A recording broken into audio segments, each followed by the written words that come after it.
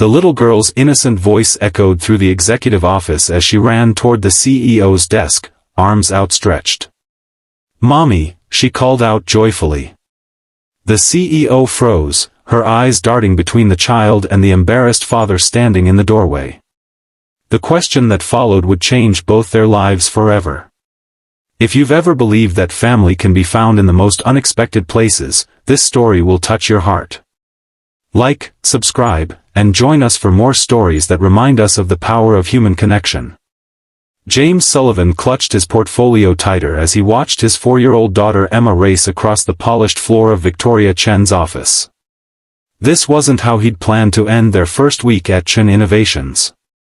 As the company's newest marketing director, he'd been careful to maintain professional boundaries with everyone, especially the CEO.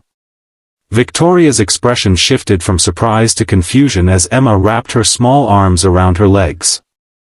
James had rehearsed countless explanations on the elevator ride up after the daycare called about an emergency closure, but nothing prepared him for this moment. "Mr. Sullivan," Victoria said, her voice measured as she gently patted Emma's head, "why does your daughter call me Mommy?" The office seemed to shrink around them. Through the glass walls, James could see curious glances from employees passing by. His throat tightened.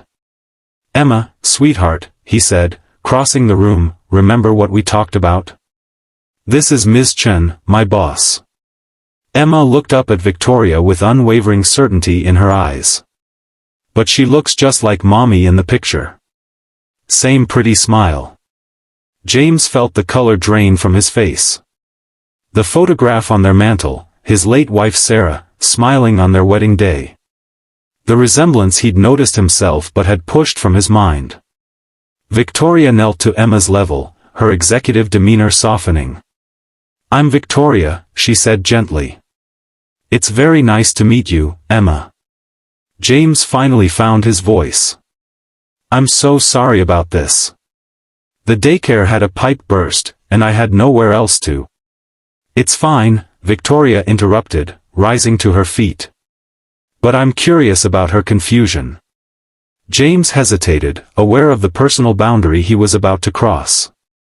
"My wife passed away when Emma was just a baby. Cancer. She only knows her mother from photographs." His voice cracked slightly. "And you do bear a striking resemblance to Sarah." Victoria's expression changed, the professional mask slipping to reveal genuine emotion. "I see."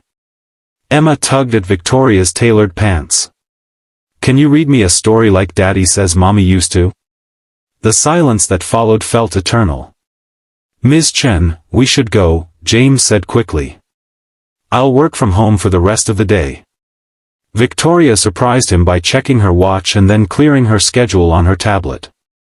"I have 20 minutes before my next meeting. One story wouldn't hurt." That 20-minute story was the beginning of something neither James nor Victoria could have anticipated.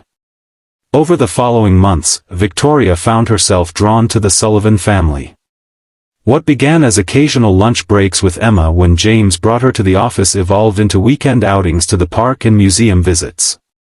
Victoria, who had dedicated her life to building her company, discovered a different kind of fulfillment in these moments. For James, watching Victoria with Emma stirred complicated emotions. Guilt that someone was stepping into the space Sarah should have occupied. Relief that Emma was forming a bond with a strong female figure. And something unexpected, feelings for Victoria that went beyond professional respect. The company holiday party became a turning point. As James watched Victoria help Emma decorate cookies at the children's table, his colleague Michael nudged him. "You know, I've worked for Victoria for 5 years, Michael said. I've never seen her smile like that before you two came along." James shook his head. "It's not like that.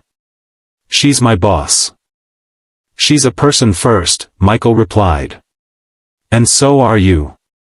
That night, as Victoria helped him carry a sleeping Emma to the car, snowflakes catching in her dark hair, James found himself telling her the truth. Emma wasn't entirely wrong that first day, he admitted. "You don't just look like Sarah. You have her kindness, her strength. Sometimes when I see you with Emma, I forget for a moment that Sarah's gone. Victoria's breath clouded in the cold air. James. I know it's inappropriate, he said quickly. I'm your employee, and I've put you in an awkward position. Victoria was quiet for a long moment. Do you know why I started my company? She finally asked. James shook his head. I wanted to create something that would outlast me. A legacy. She looked at Emma sleeping peacefully in the car seat. But lately I've been wondering if I've been defining legacy too narrowly. The challenges they faced were numerous. Office gossip spread quickly when the CEO began dating an employee. Victoria's board members questioned her commitment when she started leaving work at reasonable hours. James struggled with whether he was betraying Sarah's memory. And Emma, perceptive beyond her years, asked the hardest question of all one evening as Victoria helped tuck her in. If you marry Daddy, can I call you Mommy for real? Victoria had looked to James, standing in the doorway, both of them realizing how deeply their choices would affect this child they both loved. 2 years after Emma first ran into Victoria's office, James found himself back there, this time alone and by invitation. Victoria stood by the window, looking out at the city skyline.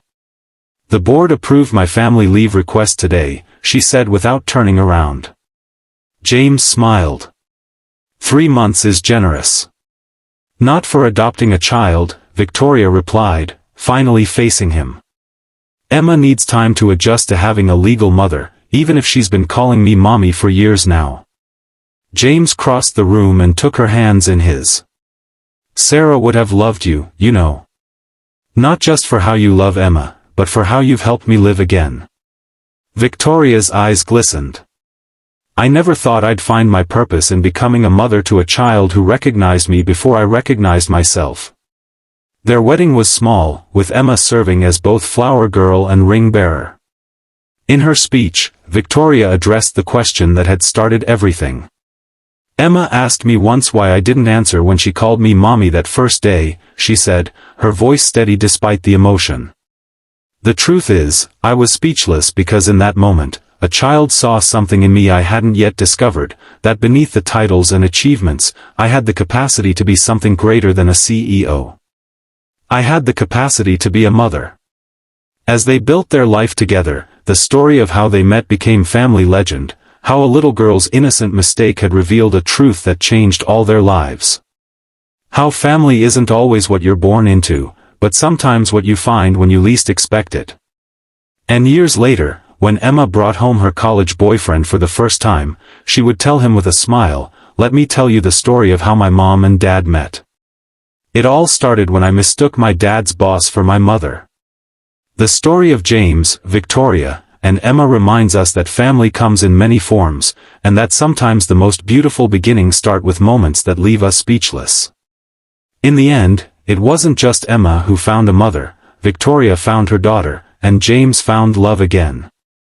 Life rarely follows the path we expect, but sometimes it leads us exactly where we need to be.